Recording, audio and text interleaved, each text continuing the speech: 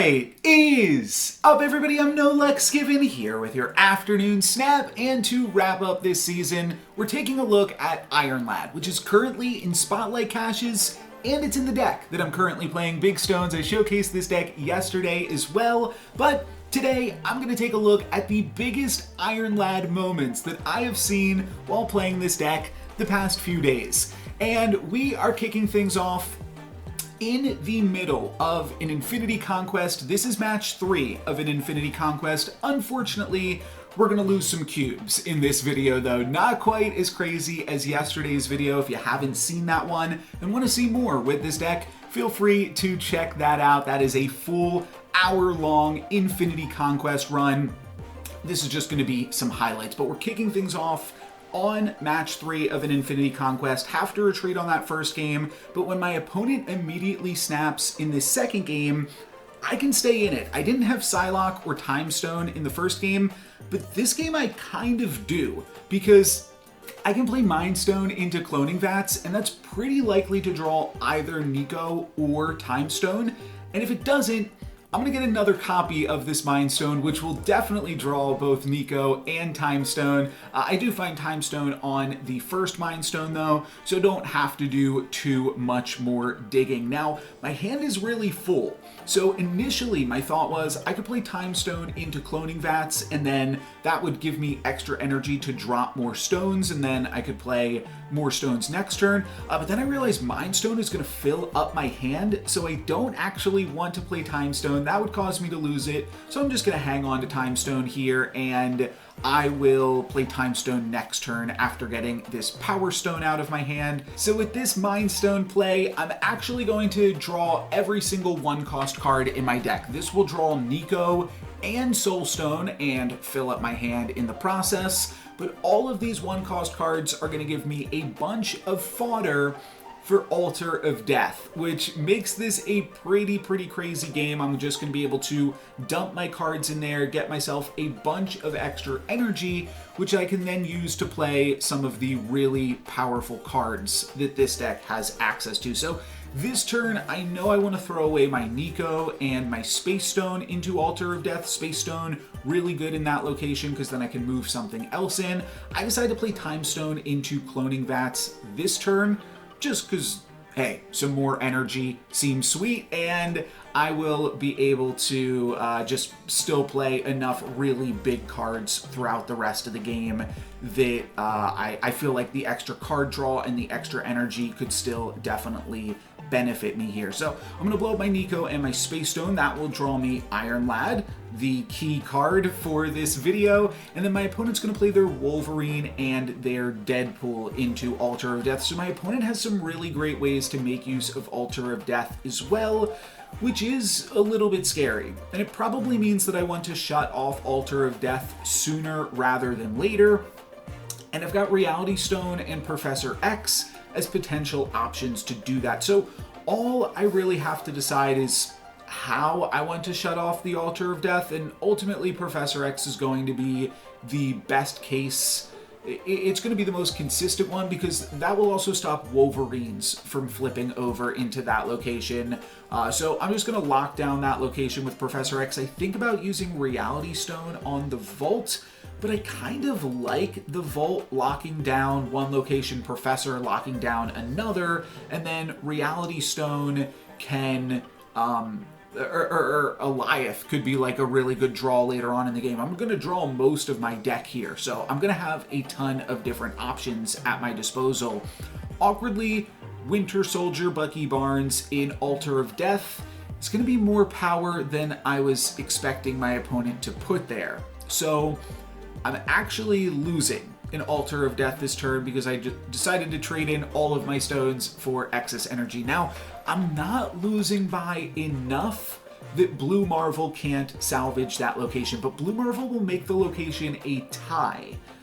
So it's not the cleanest victory here, but this turn with a whole bunch of extra energy, I've got 10, so I can play Blue Marvel into the Vault, and then I can play one other card, potentially Vision or Devil Dinosaur, to try to win the location, though Vision is never really going to be useful because I can't move it out, so it's just a 5/8. Devil Dinosaur would probably be better, but I think my opponent might battle for the vault this turn. It would play around Shang-Chi in theory if they were to dump a bunch of power here this turn, and I know that death is going to be free. My opponent is probably thinking they've already won an Altar of Death, and if they can just win the vault, they've won the game. So I decided to drop Shang-Chi, and it winds up being a pretty good play here as my opponent drops Null and Death into that center location for me to destroy. So now I am winning in the vault, tied in Altar of Death, but I'm only winning in the vault by 1, and this is going to be a game about differential.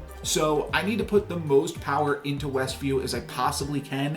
If I put Magneto into Westview, that'll be 13 more power. My opponent only needs 7 more power to tie me, or 8 more power to win. So I don't actually think Magneto is going to be good enough. I'm just trying to think of what else my opponent could have, what else I might have. Well, I've got Iron Lad, and I've got the Blob in my deck. I've got 3 cards in my deck, as you can see at the top of the screen. So that's Blob, Thanos, and Alioth, right?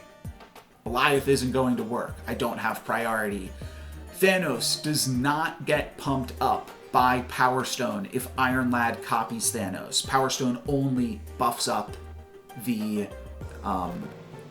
Thanos itself. And we can see Magneto would not have been enough, as my opponent with this X23 puts himself up to 19 power. So I need Blob, and then Blob can eat up that Thanos and that Alioth, and that is going to be enough. It also eats the Blob itself, and that will be enough to allow me to win this game on differential and take my opponent for 8 cubes. It was a really, really close one, but I was able to win that 1 in 3. I'll talk about that idea a little bit.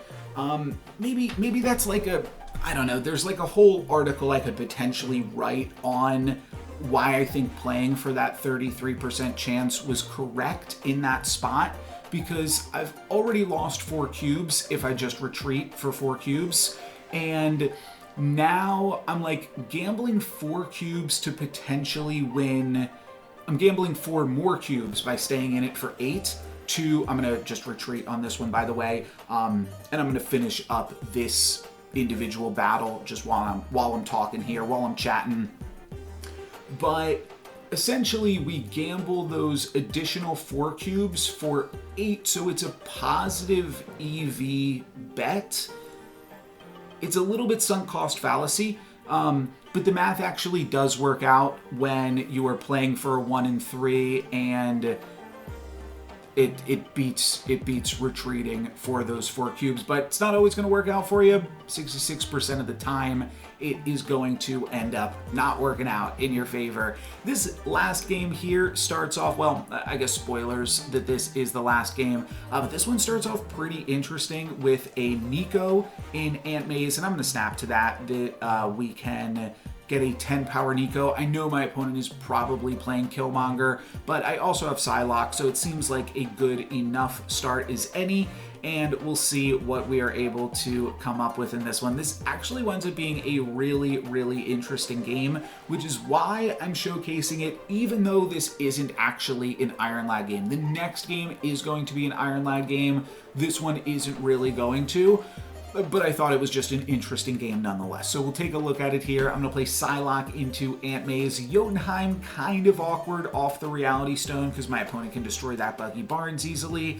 and I'm just going to slowly lose power from this Nico, though it's probably going to get Killmongered anyways, right? My opponent has Venom into Bar Sinister.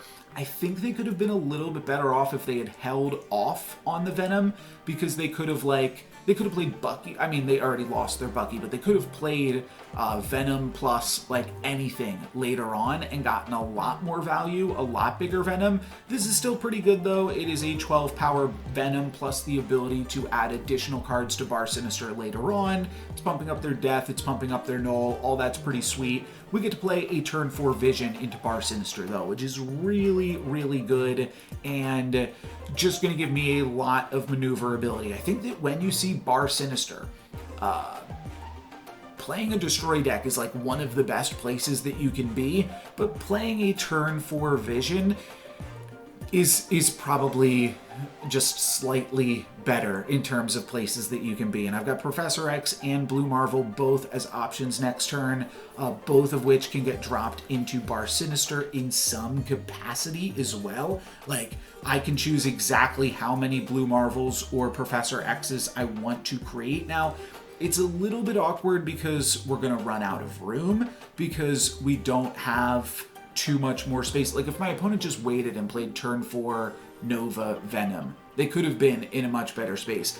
Instead, they're in an awkward spot here because I have priority. So now I can play Professor into Bar Sinister. That's going to be 17 power, and that's going to stop them from destroying any of these Novas. I know they're eyeing up to play a big Killmonger here, but instead they're just not going to be able to do so. Now, one thing that they did do that's pretty sweet is they saved themselves Aunt May's to pump up their Nimrod, which is going to get +3 before getting -1 in Jotunheim. But unfortunately, awkwardly, I'm just going to be able to Alioth with priority. And I will need to move over one vision to ensure that I also win in Jotunheim, which I think is a safer play than leaving both of my visions in Aunt May's. But this basically gives my opponent nowhere to run here. They do come up with a pretty solid play, credit to them, but it's not going to do it, unfortunately, with this Alioth, as we'll see. Because, well, we're gonna blow up whatever their play is for the turn. They play 2 cards in Jotunheim, which assumedly were like probably like Deadpool or Forge and Deathlock, plus the Carnage in Aunt May's to move around those Nimrods a few times, but not quite going to cut it. We'll take my opponent for those 2 cubes there, and then we'll move into the next game, which was actually game 4 of this same conquest. So just keeping the ball rolling here, but this game is a pretty sweet Iron Lad game, and yeah, I thought this was nice. And then we're also just going to take a look at one ladder game after this clip, but you can see we've got the Iron Lad, we've got Death's Domain, and we've got Time Stone, so things are pretty okay here to start off. There's a few different cool ways that this deck can win Death's Domain, Professor Time Stone, and Reality Stone, so that's pretty good for me. And then we've got a bunch of different options to play on turn 4 for 5 energy. Turn 5 is going to be a little bit more awkward because we see Dream Dimension, but I actually really don't mind Dream Dimension with this specific list because of Iron Lad allows you to play a pretty good card on turn 5. Thought I heard something. I didn't know if Lily was barking in the other room or something, but Black Widow going to be a little bit annoying for me here. It's going to deny my draw for the turn and my deny from Time Stone because my opponent had priority, so that part is kind of a bummer. I will get the extra energy though, and I do have some pretty good cards here yet to curve out with for the rest of the game. So all I really need to do is find like one cool 6, either Alioth or Blob or something, and I feel like I'm in a pretty decent spot. I can move Vision into Death's Domain. Didn't even mention that one. This deck has so many ways to make use of Death's Domain, but I can move Vision into Death's Domain. I can yeah, I'm not really going to be battling for priority this turn, so Alioth isn't really a real draw, but Magneto is a cool draw. Magneto into Dream Dimension will also move over Mrs. Marvel, which will cancel out some of my opponent's other potential plans here. So that's the plan. Iron Lad, let's see what we get. Is it going to be another Blob? Well, my opponent leads off with a big Darkhawk, and then my Iron Lad finds Blue Marvel. Okay. Not super impressive, but definitely not too shabby here either. And then for the final turn of the game, I just Shang-Chi that Darkhawk. My opponent has priority. I'm going to Shang-Chi the Darkhawk. That'll give me 9 power to their 5, or to their 10 rather. Oh, in Dream Dimension. So I guess I'm losing in Dream Dimension. You know what? I didn't even notice that. My opponent Killmongers the Cord, which is why I thought for a second that I was going to win this one, and I was with this Shang-Chi, but then Iron Lad hits Doombot, and now my opponent wins in Death's Domain, and they win in Dream Dimension. Turns out we weren't looking at my Iron Lad high roll, we were looking at my opponent's Iron Lad high roll in that one, and kind of a weird one because I was actually playing to lose in Dream Dimension, but Killmonger meant that for a second I did I was going to win until Iron Lad unfortunately worked out for my opponent. We're going to look at one ladder game as well with one more Iron Lad high roll to finish this video off. And I just thought this was a fun game here. Again, still playing with this list. Got the Psylocke in the opening hand, so doing pretty good. X Mansion is our first location. I don't remember this game 100% exactly, but we'll see how this one pans out. And I just looked away when Blade discarded, but it's actually kind of true to form because I don't remember seeing what Blade discarded when I was playing this game live. I think I was like a little bit distracted or something. Our second location is going to be the Abbey, and I can just play Psylocke plus Reality Stone into the Abbey next turn, so no reason to play Psylocke this turn. I'll just hang on to that and next turn run them both out, draw an additional card. Vibranium Mine's kind of a fun location here as well, and I'll Reality Stone the Abbey and draw an additional card there, and that'll give me some options for turn 3, excuse me. And I'm going to snap as we drop these down. So we both get to draw a card here, both playing the same card back. My opponent uses Ghost Rider, and it was Dracula that they discarded. I'm sure you guys saw, I wasn't paying attention, but now I remember, yes, Dracula indeed. And Strange Academy is what our Reality Stone is going to turn into. My opponent's Odin triggers their Blade again, which takes Black Knight from my opponent's hand and gives me Titania. So I'm not sure if I made out or lost out on that exchange, but I actually have a really cool play that I can do here with Strange Academy. So I'm going to play Vision into Strange Academy. It's going to move out of that location, but I'll be able to move it back in, which is pretty cool. It's a pretty good use of the Vision here. And now my opponent is running pretty low on cards in hand. I also have one other cool play. Not sure if you've spotted it yet, but I can play just anything into X Mansion this turn, give my opponent Titania, and then X Mansion will fill up, and I will be able to take that Titania back on my turn. So after realizing that, I decided to play Devil Dinosaur into the X Mansion, and that'll give my opponent Titania there. They're just going to play some Vibranium, and then they will actually have enough cards here that their Vibranium is going to stick around in Strange Academy. And now they're winning all 3 locations. They can potentially add additional power to Dracula as well, so I just want to get out of the mines. I'm actually currently winning in Vibranium Mines, and I'm currently tied in X Mansion after I draw a card and pump up my Devil Dinosaur, but I don't have priority. That's the important thing here. So Shang-Chi can give it to my opponent. Soul Stone can get me a little bit of extra power over the top, and then Time Stone can steal that Titania back. Could have also played Space Stone to continue to grow my Devil Dinosaur, but I'm not going to need it. My opponent has Iron Lad on Hela, which is the best possible hit that they could have gotten, and it means that they'll be able to get back that Black Knight and that Infinite. But wha-bam, Shang-Chi's going to take that Infinite out, and then Soul Stone will drag my opponent down, and we just barely grab the win over in Strange Academy, and then I grab that Titania to grab the win over in X Mansion. That was a sweet one, where an Iron Lad high roll was not enough to save my opponent, but still felt that it was on theme with the rest of the video. But for today, that's going to be it for me. Thank you guys very much for watching. I'm NoLucksGiven. Peace.